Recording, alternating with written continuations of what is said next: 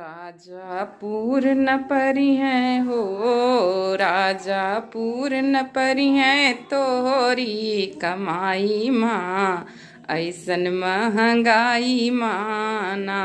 राजा पूर्ण परी है हो, राजा पूर्ण परी है तोहरी कमाई माँ, ऐसन महंगाई माना।